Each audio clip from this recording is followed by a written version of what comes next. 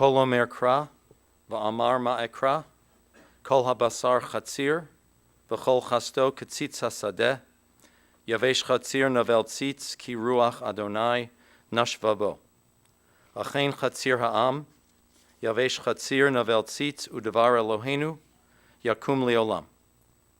A voice says, cry out. But I ask, what shall I cry?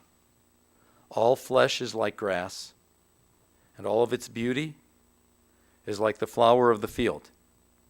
The grass withers, and the flower fades when a wind from God blows upon it. Surely, therefore, people are like grass.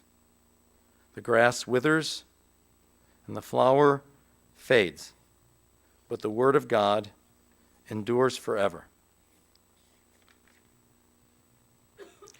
Mizmor LeDavid, Adonai mi agur b'halecha, mi yishkon b'har kadshecha, holech tamim ufoel tzedek, v'dover emet bilvavo. Lo ragal al lishono, lo asa l'rehu ra'a, v'cherpa lo nasa al krovo. Nivzeh be'emnav mimas, v'ed yirei Adonai yechabed, nishba l'hara v'lo yamir. O Lord, who will dwell in your sanctuary? Who will live with you upon your holy mountain?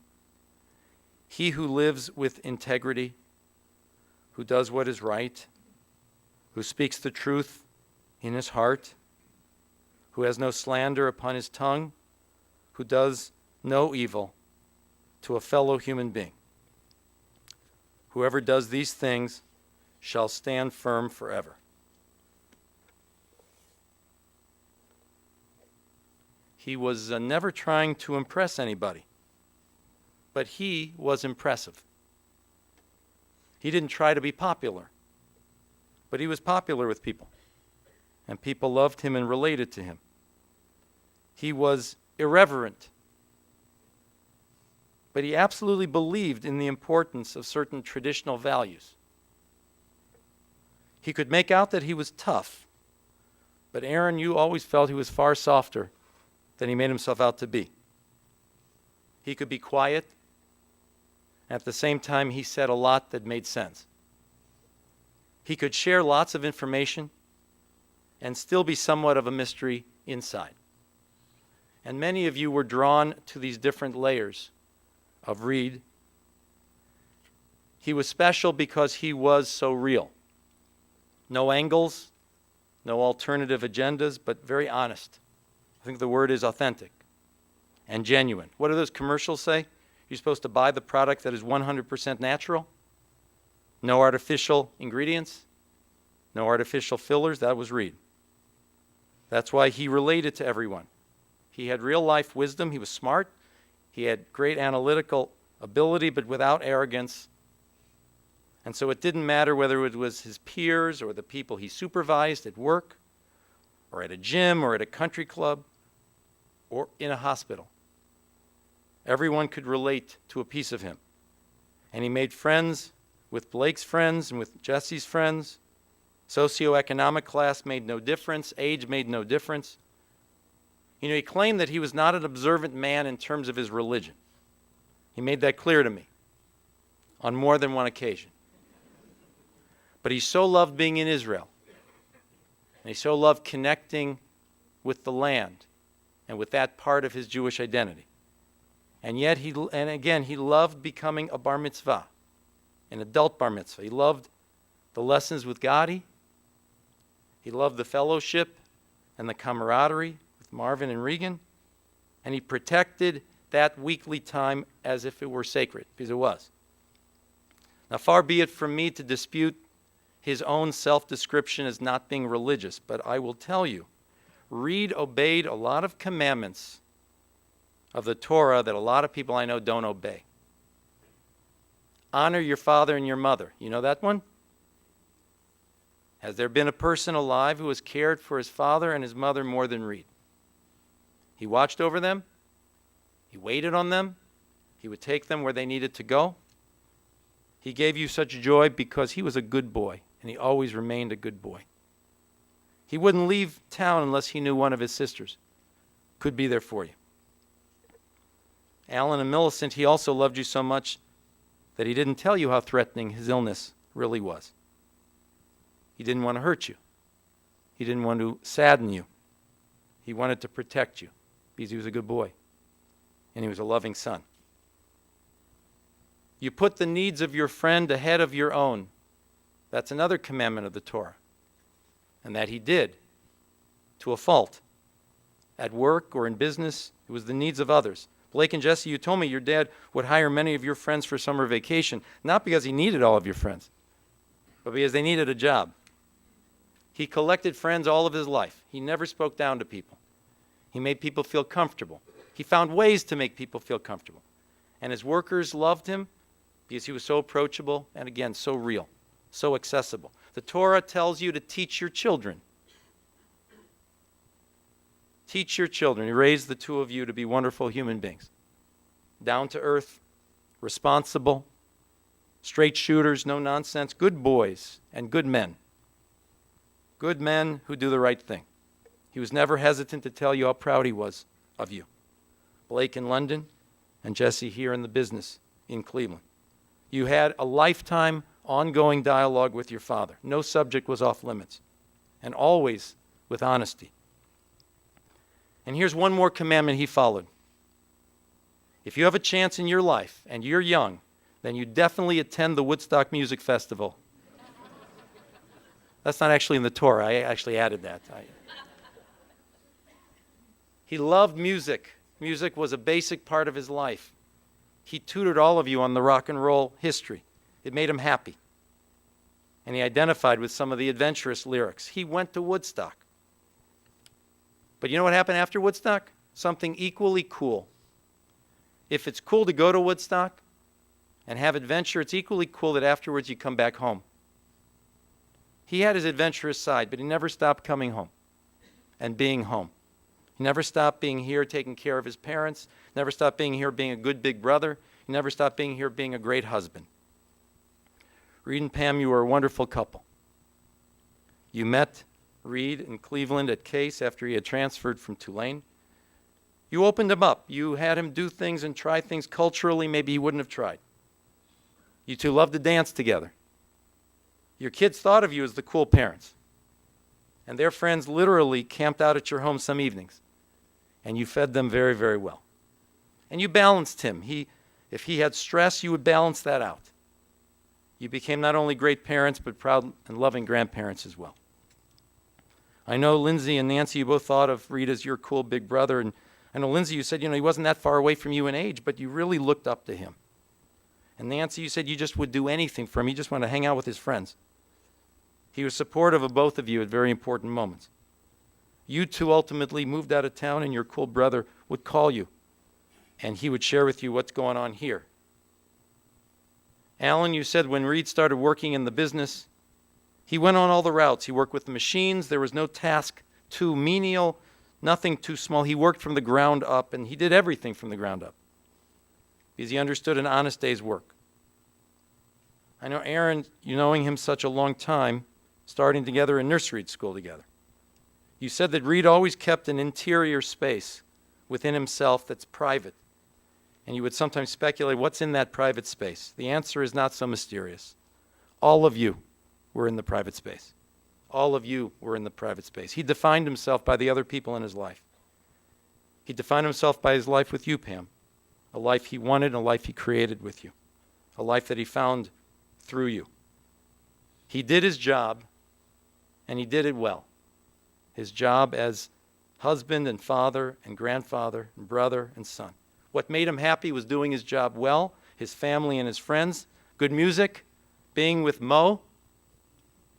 What made him laugh out loud in his final months, that's easy, Sean Spicer.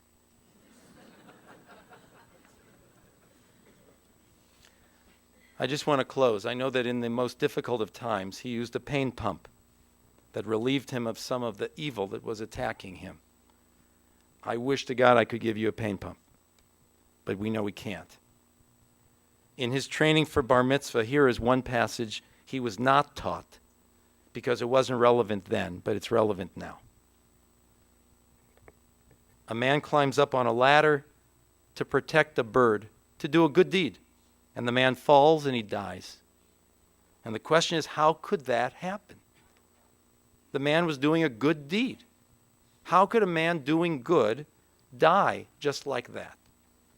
And the answer given in the Talmud is because there are things in life that don't work the way we expect them. There are rickety ladders in life. And when there are rickety ladders and someone climbs up on one, sometimes they die because life is much more fragile than we ever realize. We just don't want to realize it, but life is fragile. And when we least expect it, the ladder falls. Even for someone who's doing good things for people. It's no wonder that that image repeats itself in Jewish life. It's no wonder that the most popular of all Jewish plays is called Fiddler on the Roof.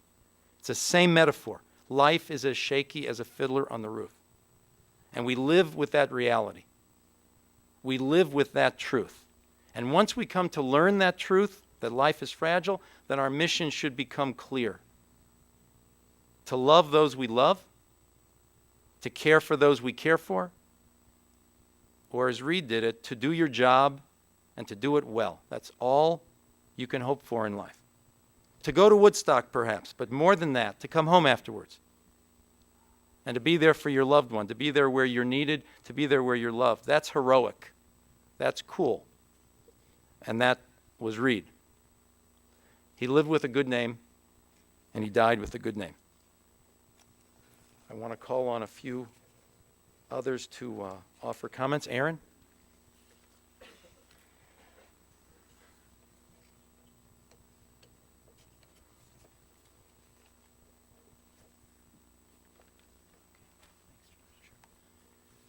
Thanks. Reed was my brother and my friend before he became my brother-in-law. And I don't know even now how to try to make sense of the loss of someone whose life was so inextricably linked to yours for so many years, almost 60 years. When we moved into Alderside Drive, I was 10 from Cleveland Heights. My mom said, you know, you ought to go meet Reed Kleinman. You went to nursery school with him. And I did, and what I understand now is how profoundly my life changed as a consequence of that friendship in so many ways. I spent more time at Reed's house in junior high school and high school than I did at my own, probably.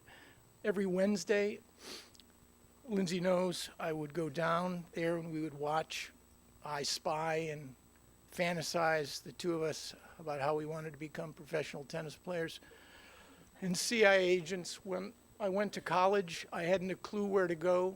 Reed was going to Tulane. So I said, that's where I'm going. And we went. We changed roommates to be with one another. During ZBT hazing, they locked us in a room for 8 hours because they perceived we were really close. There was the European trip with Bobby Math and Reed. And now, as the emails pour in from his Tulane friends and his Fernway friends and his Woodbury friends and his Shaker friends, the same themes keep coming up over and over again.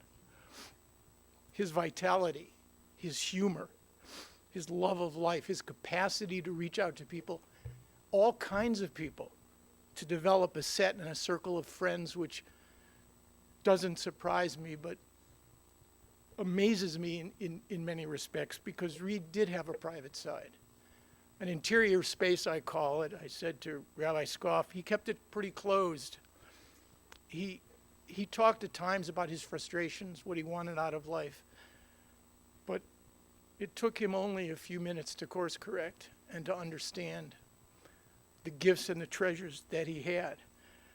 When Reed got sick, we talked more, mostly about the old days, but also about the challenges that he was facing. And I tried desperately to try to figure out what I could do for him, what I could say to him that would somehow help him deal with the anxiety and the pain and the fear that he must have been feeling.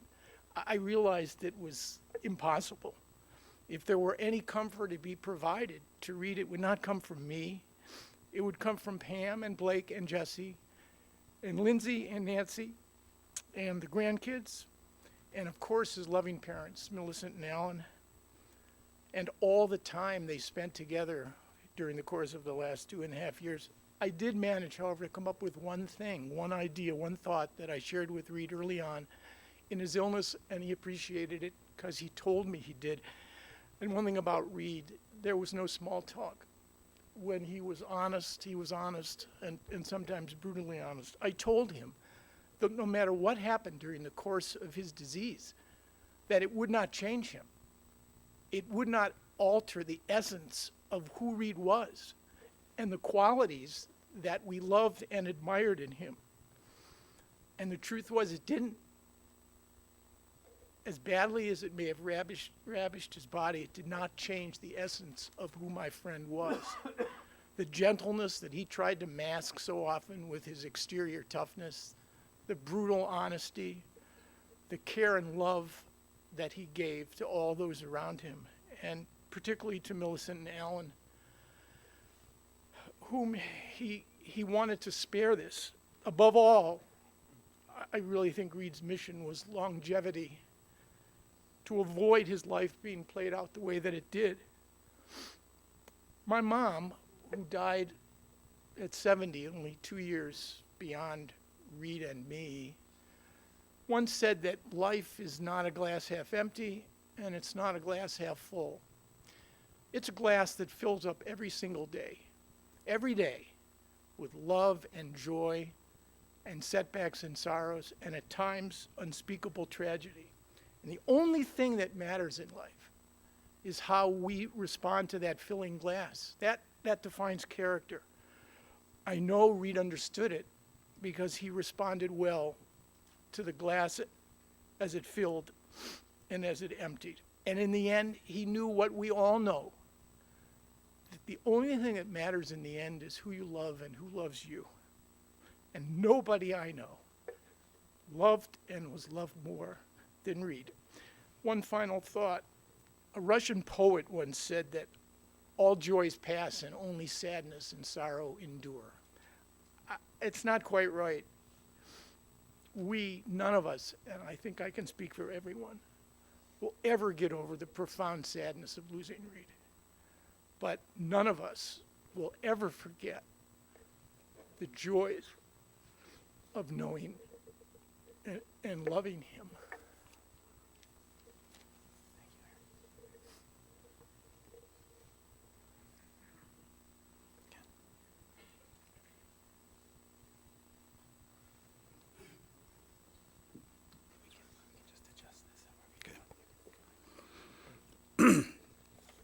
I'm Kent Schneider. I'm Reed's friend. The Kleinman family has allowed me the privilege to speak on behalf of all Reed's friends here today, for which I am very grateful. It is a tribute to Reed that there are so many of us, some with a beginning 50 years ago and some 5, but none with an ending. Nobody wanted out. Reed was a simple man. Simple is a word with various meanings. But in this context, I use it in the most flattering sense. He was a man of few words, roughly 80% of which were suitable for public consumption. Since I figured it's his service, I should give him the benefit of the doubt on that number.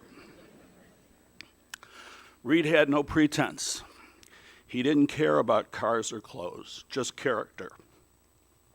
He was intuitive and had an innate ability to recognize and appreciate character in others from all walks of life. That explains how he actually chose us as the people to be here today. We should all feel particularly honored because we know he wasn't exactly a social butterfly. He always preferred to do the entertaining in his most comfortable environment, home. He and Pam graciously and generously hosted us year after year, and it never got old. Reed's idea of a great night out was playing softball on Wednesdays and hitting the bar with the boys, whether or not he actually played that night. He was the glue on that team for 2 generations of players, over 40 years. That is why you see so many younger friends in attendance today. If you ask them, they will tell you to a man how much they appreciated him and learned from him by his conduct and not his words. He was literally and figuratively a teammate on and off the field. He had that unique ability to make the rest of us feel better just because he was around. I, along with Pam, Jesse, and Amy, had the pleasure in our later years of spending countless hours in the winter letting the dogs run the golf course, sitting by the fire pit, having a cocktail, and bacon for the dogs, and Reed. He liked the bacon. Inevitably, when he would show up, he would start with his trademark grumble about his day. Those of you who spoke to him regularly know exactly what I mean. How's your day, Reed? Oh, it's just, headaches I got, Well. All right. But it wouldn't take long for the joy of us being together with his dogs in the snow to take over his mood. On that point, if I talked about his friends without mentioning their dog Mo by name, he would not be pleased with me. He and Pam had an unusual understanding about their dog. They were both comfortable agreeing they could love Mo as much as each other, and that was okay. He went through lengthy training to have he and Mo certified as therapy providers at university hospitals. They were both naturals at easing the discomfort of complete strangers in seconds. Since I get to talk about his friends, I get to mention his best friend, Pam. As you know, she has a little more artsy and eclectic taste in entertainment than he did. I can't tell you how many times over the years I would say, Rito, what are you doing tonight? He would then describe some band, movie, or art that I, needless to say, had never heard of. And I would say, why the hell are you going there? The answer was always, Pam wants to go. End of conversation. Tells you everything you need to know about their relationship. Their respect, admiration, and tolerance for each other was always mutual, which is hard to come by and the secret to their success. It, of course, was actually a lifelong love affair grounded in friendship and fueled by the family they adored. It never wavered. Now let me finish by going back to where I began. What he loved about those times on the course was its simplicity. No clutter, no pretense, just the animals and people he loved. It was symbolic of everything that mattered to him in life. I know all of you in this room could share your own experiences with Reed that reflect those values. He was very easy to love and very tough to lose. To the Kleinman family, I say on behalf of all of us, for whatever solace it may provide in this most difficult time, I hope you know what a difference Reed made in all of our lives, which is the true measure of a man. We will all miss him dearly.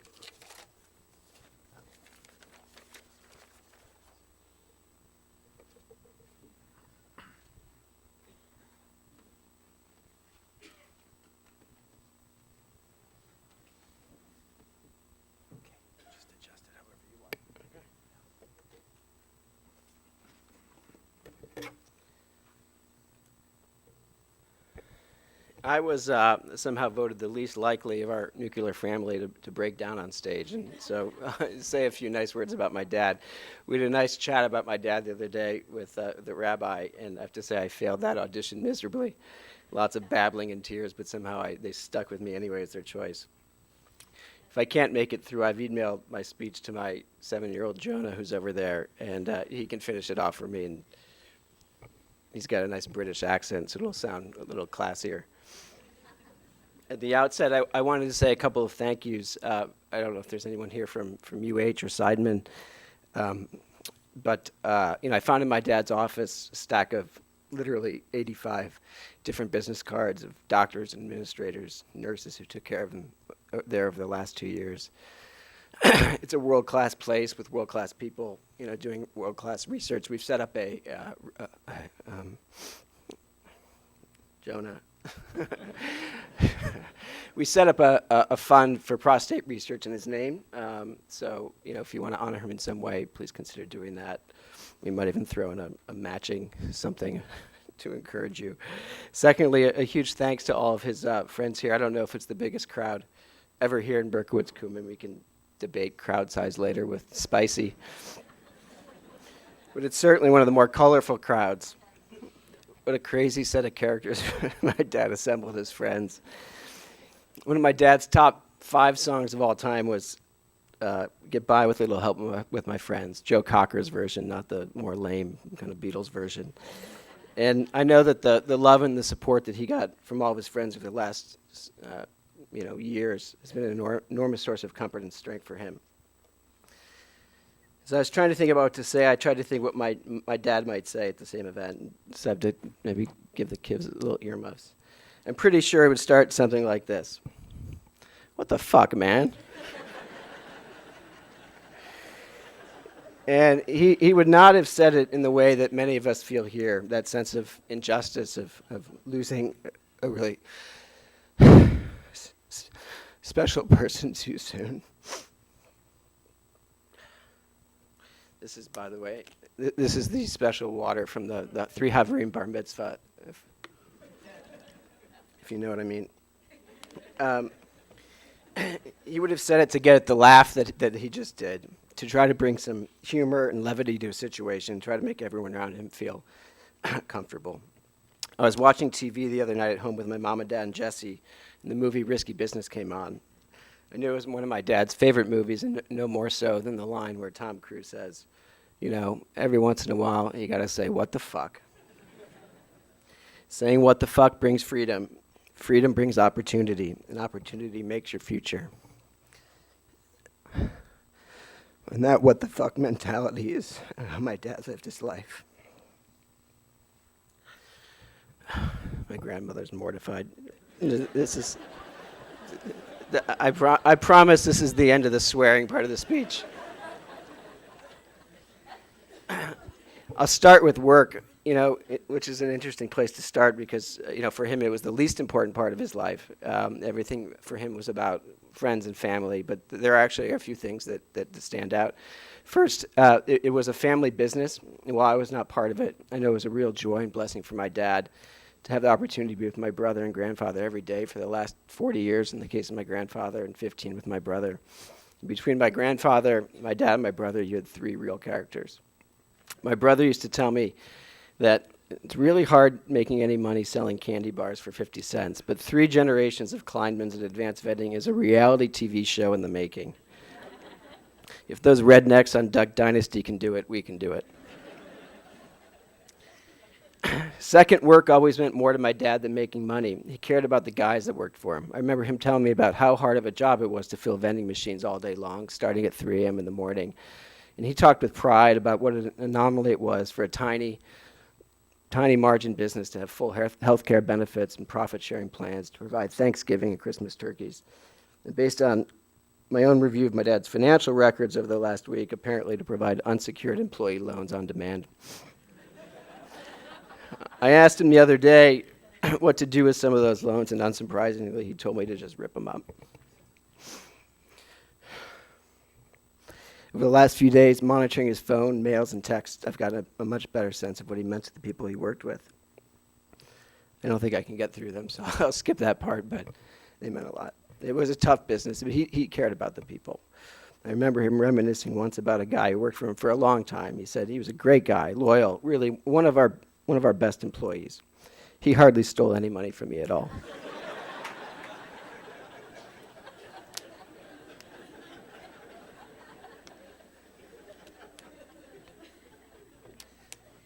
One of my dad's great joys in life, and one of his great gifts to me, was his love of music. With my mom and dad as professors, our house growing up was a literal school of rock.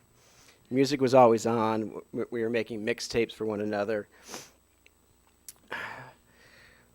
As kids, we were subject to name that tune quizzes and more kind of deeper intellectual lineage tests. It couldn't be just, yes, that's Eric Clapton, but how does he relate to Cream and Blind Faith and Steve Winwood and the cascade of bands? I mean, you had to know that stuff cold. Our rock and roll education also came with lots of other real life experience. Picnics in the summer together from a very young age, listening to James Taylor and Crosby, Stills, and Nash at Blossom. family road trips to Columbus to see the dead, where my mom taught us how to do the Grateful Dead dance. And my dad explained what the plane flying overhead with a banner saying, "Don't do the brown acid" meant. Visiting me in San Francisco to see Emmylou Harris and tons of others at the Hardly Strictly Bluegrass Festival, seeing the Cream reunion, Mark Knopfler at Royal Albert Hall in London. Last year, before a Cavs playoff game, we were sitting at Red downtown and had a contest who could name my dad's favorite songs. It was a nearly impossible task because he had a million favorites, but I have to say that I nailed it 5 out of 5. The Weight by the Band, Won't Get Fooled Again by The Who, Sympathy for the Devil by the Stones, Get By With a Little Help from My Friends, and Dear Mr. Fantasy by Traffic. When we were with him these last days, we played a lot of music together, with him and for him. All of his favorites, including those were particularly apropos to the situation. Box of Rain, Into the Mystic, the band's version of I Shall Be Released.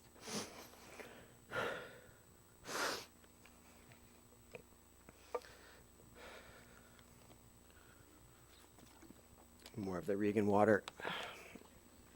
I'm pretty sure he heard it all too. He was rocking out on the inside and hearing those words of those songs to help him move on to his next gig. I've actually made a Rito rock playlist on Spotify, which for the younger people that know how to use technology, you can subscribe to, and I'm sure he'd be really happy to know that people were spending these next days celebrating with him with the music that made him happy. To quote Traffic, "Dear Mr. Fantasy, play us a tune, something to make us all happy. Do anything to take us out of this gloom. Sing a song, play guitar, and make it snappy."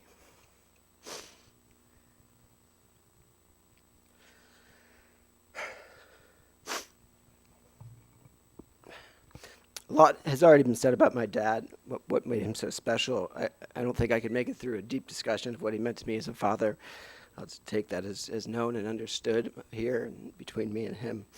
But suffice it to say, he was a great dad. A close friend sent me a text the other day saying, "I always thought I was a great father, and then I met your dad."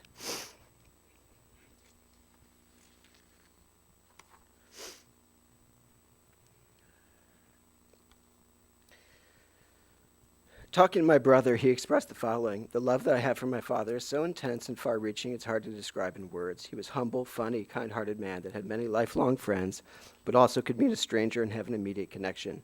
This led to a great group of people around him, friends, old and new, young and old, and all who enjoyed his fun and easygoing nature. Mostly for me, I can just say that as a father, he always made me feel so loved, protected, and special. He was an original soul who will be missed by me daily." And talking to others over the last day, there's a real commonality of words that have been expressed to me about what my dad made so special. Real, authentic, sincere, no bullshit. A friend wrote, "He was the most real person I ever knew. I'm certain the original phrase was keeping it read before it devolved into keeping it real." Fun, humble, irreverent, loyal, kind, original, one of a kind.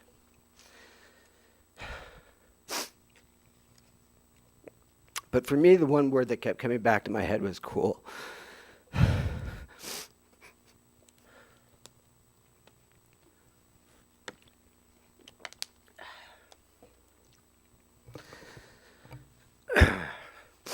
I thought he was the coolest guy around, as a person, as a husband, as a dad.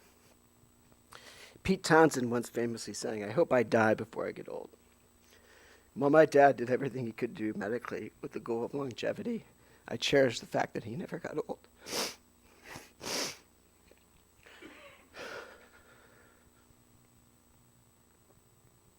He left us young as heart and as cool as ever. And that's all I'll always remember. Jonah warming up. In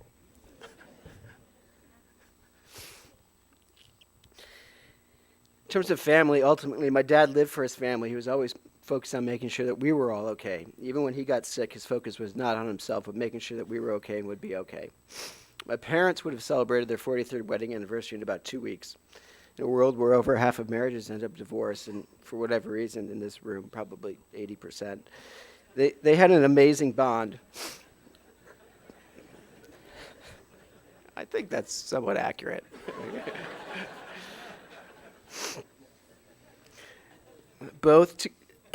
They had an amazing bond, both very different, with their own independence and interests. Both together, they were somehow a synergistic combination that made for a very loving marriage and an amazing set of parents for me and Jesse. Listening to the harmonies of Crosby, Stills, and Nash with my dad last week, the line from Helplessly Hoping resonated with me.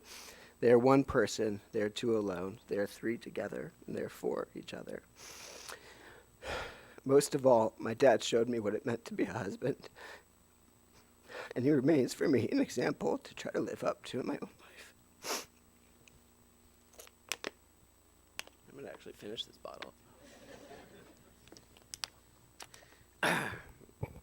As a son, my dad embraced the natural role reversal that takes place in life when the kids can start to give back and take care of their parents. And for my dad, far from being any sort of a burden, I know it was an absolute joy to be close to my grandparents, to spend so much time with them, and to do everything he could for them. To summarize my dad's relationship with the family, one more quick anecdote. When I went to some of his doctor's appointments, and my dad would always introduce me in the room as his son and as his advocate. And then for some extra emphasis, he would tell the doctor, so you get it right, he's got my back. And the doctor would say, yeah, I get it. And we would say, no, he's got my back. And he's like, I got it. But in reality, it was always my dad that had all of our backs. Going through my father's things, I found a folder that had a lot of things that were special to him: anniversary cards, birthday cards, stories, and pictures we made for him in elementary school. And inside this folder, I found a Post-it note that he had written, which I have here. It was literally just this big. It said, "I am the legacy that I leave behind." And I don't know where he got it from, if he wrote it or if he got it from his shrink or something that was said to him by a friend, but clearly, it resonated enough for him to write it down and put it into this folder. And I'm assuming it was an idea that gave him a lot of comfort. And, it is a huge legacy, one that I'm very proud of, and one that I know will shine all over us. Almost there.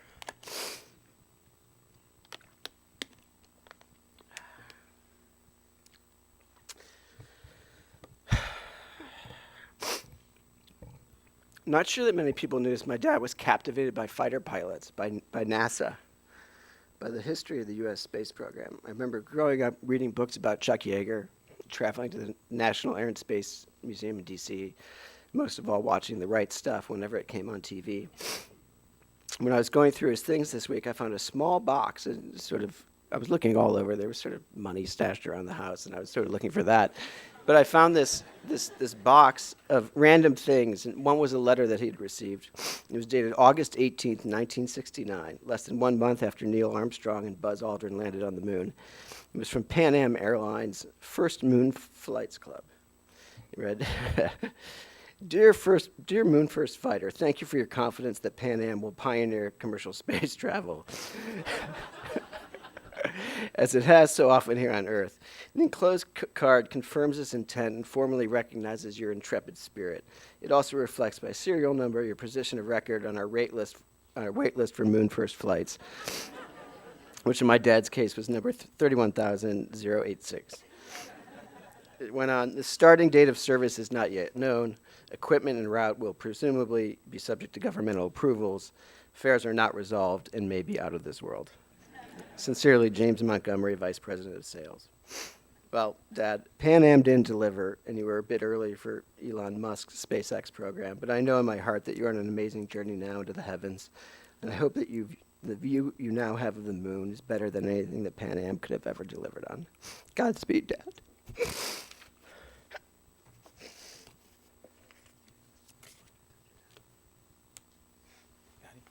Please rise, everybody.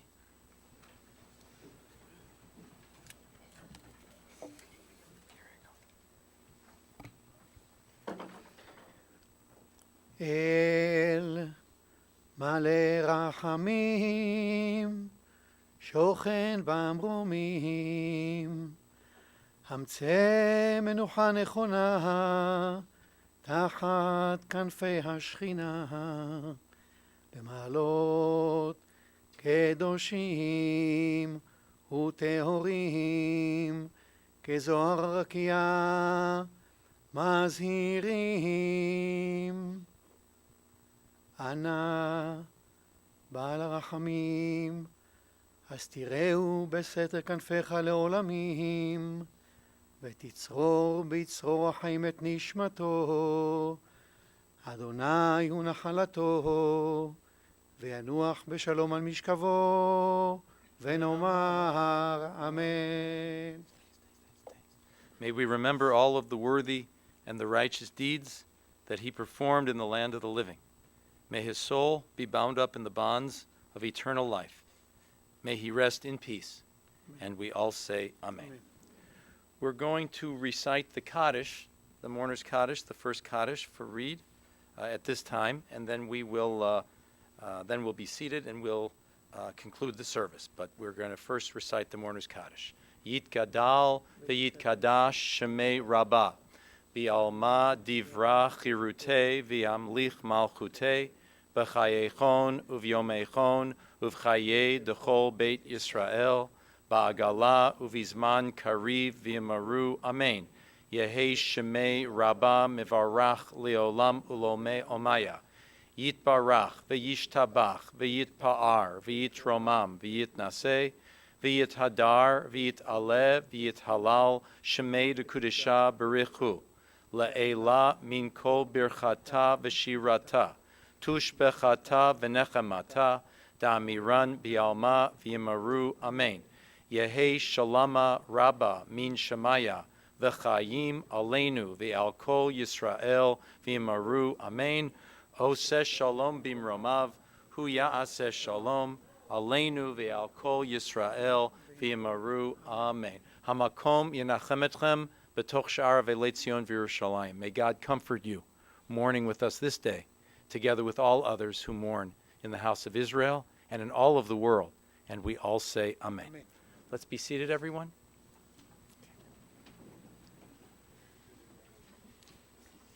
We want to offer our condolences to the family. We want to offer our condolences to Pam, to Blake and Sevda, to Jesse and Amy, Alan and Millicent, Lindsay and Aaron, Nancy, and to the grandchildren, Jonah, Sadie, and Asa, Julian, and Leo. The family will be receiving friends at their home to begin the Shiva visitation, and that home is in Moreland Hills, of course, 35 Mill Hollow Drive. Again, the address is 35 Mill Hollow Drive in Moreland Hills, immediately following the service here and continuing today. We please note that the family will go directly now back from this service to the family home where you can visit with them, and with that, the service is concluded.